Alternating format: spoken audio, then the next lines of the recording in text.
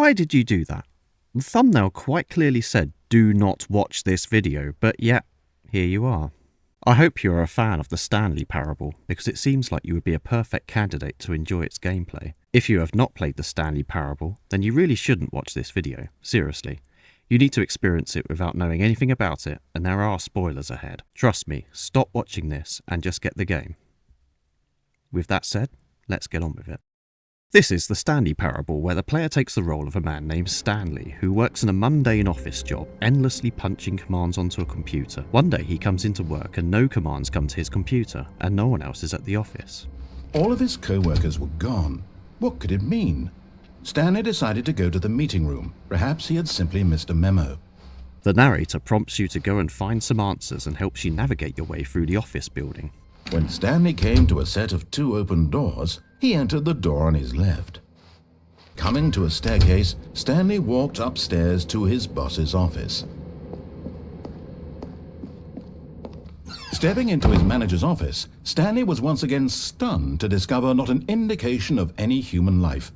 Shocked, unraveled, Stanley wondered in disbelief who orchestrated this. What dark secret was being held from him? What he could not have known was that the keypad behind the boss's desk guarded the terrible truth that his boss had been keeping from him, and so the boss had assigned it an extra secret PIN number, 2845. But of course, Stanley couldn't possibly have known this. Yet incredibly, by simply pushing random buttons on the keypad, Stanley happened to input the correct code by sheer luck. Amazing! He stepped into the newly opened passageway. Stanley walked straight ahead through the large door that read Mind Control Facility.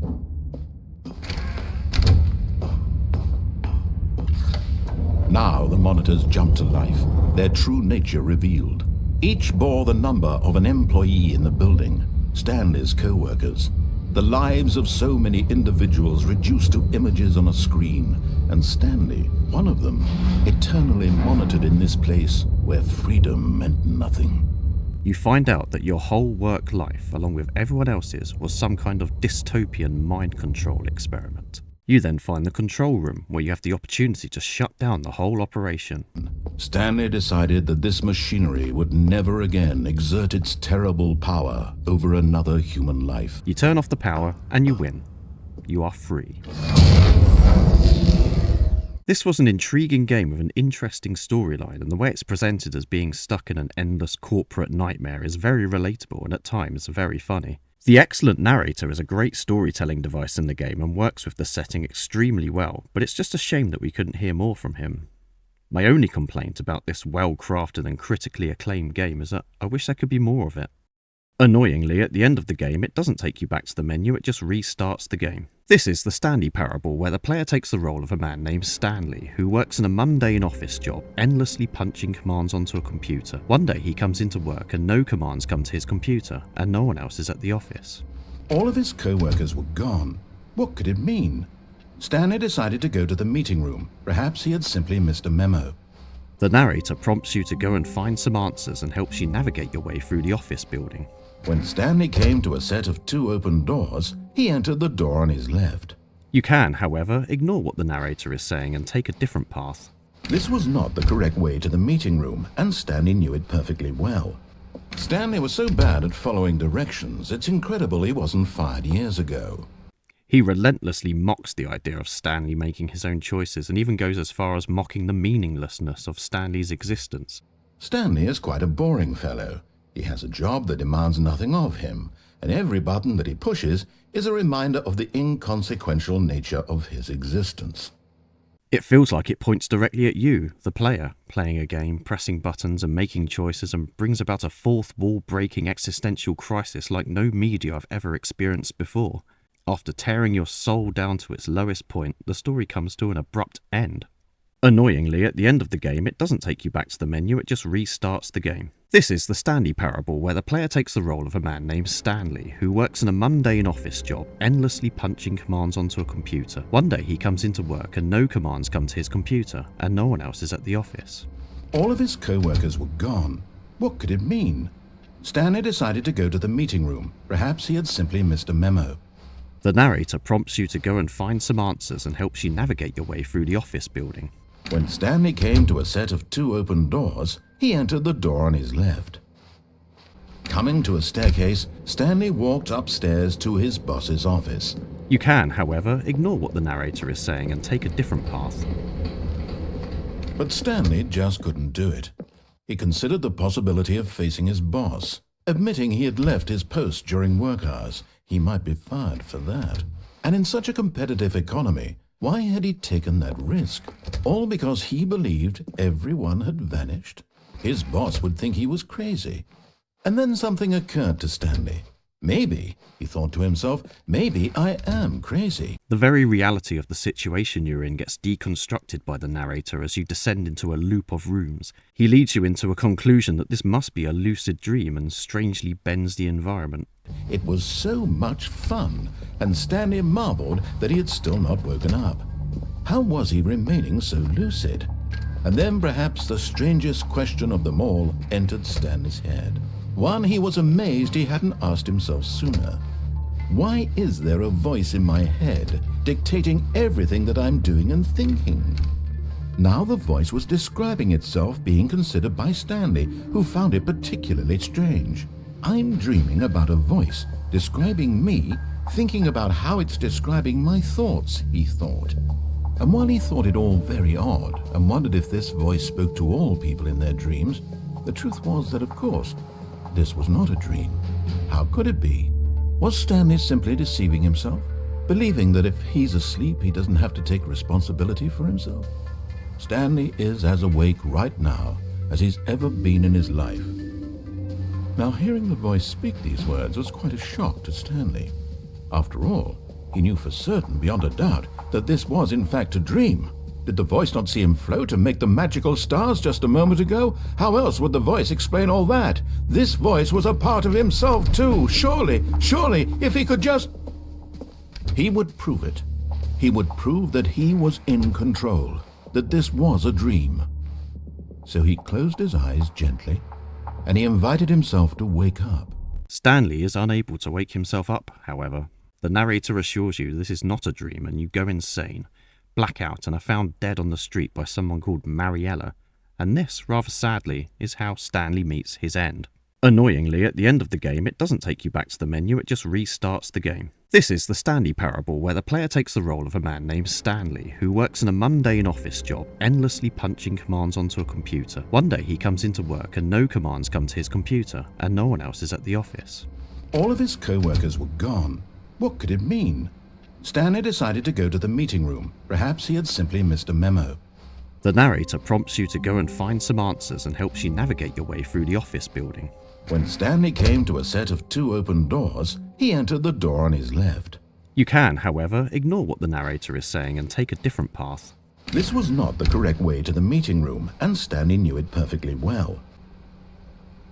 And so he detoured through the maintenance section, walked straight ahead to the opposite door, and got back on track. This appears to confuse the narrator, who does not seem to know how to get you back on the right track. So now, in order to get back, he needed to go, from here, it's, left. Oh, no, it's to the right, my mistake. No, not the right. Why would I have ever said it was to the right? What was I thinking? This story is absolutely, definitely this way.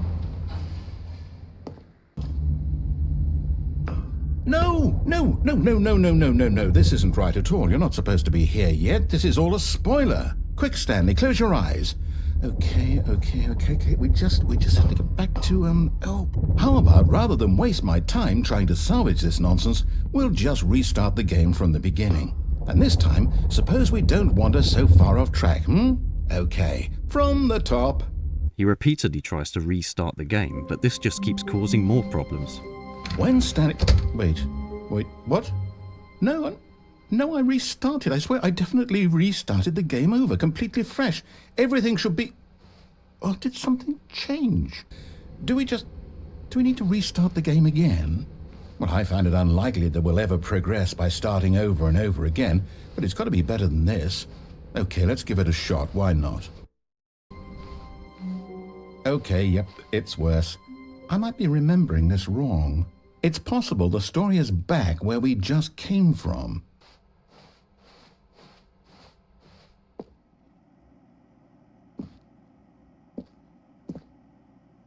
Now this... Well, I'll be honest, I don't recognize this place at all. Frustrated, he tries making you follow an adventure line. All right, I've got a solution. This time, to make sure we don't get lost, I've employed the help of the Stanley Parable adventure line. Just follow the line. How simple is that? Onward, Stanley, to destiny. Though, here's a thought. Wouldn't wherever we end up be our destination, even if there's no story there? Or to put it another way, is the story of no destination still a story? Simply by the act of moving forward, are we implying a journey such that a destination is inevitably conjured into being via the very manifestation of the nature of life itself? Whoa. Hang on. That got a bit weird back there. Well, I'd like to apologize. Not sure where I was going with all that. You know what? I think what we need right now is a bit of music to lighten the mood.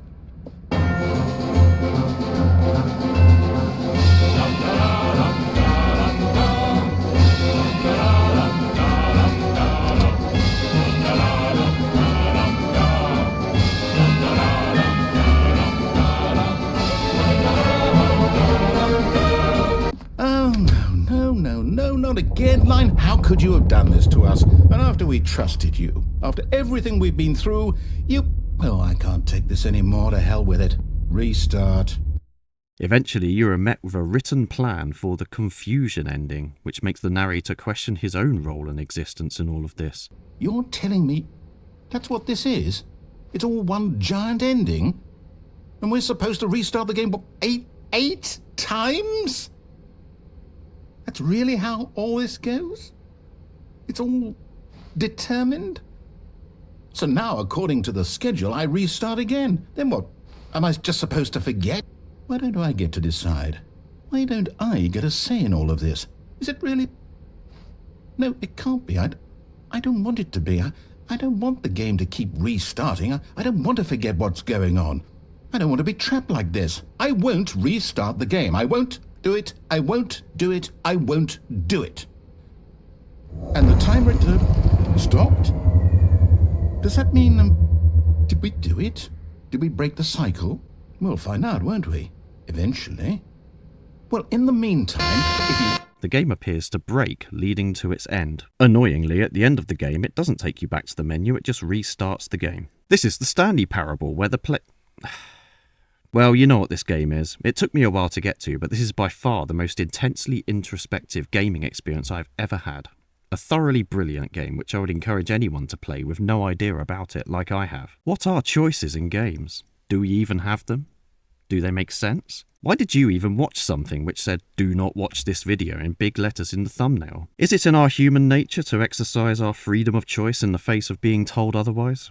No game has ever felt as philosophical about the existence of its own medium. Nothing I've ever experienced has ever left me sat in disbelief with my head in my hands as often as my playthrough of this game did. I mean, does? Did I ever finish my playthrough? Maybe I should. Maybe I should try and see the end is never. The end is never. The end is never. The end is never. The end is never. The end is never. The end is never. The end is never. The end is never. Annoyingly, at the end of the game, it doesn't take you back to the menu, it just restarts the game. This is the Stanley Parable, where the player takes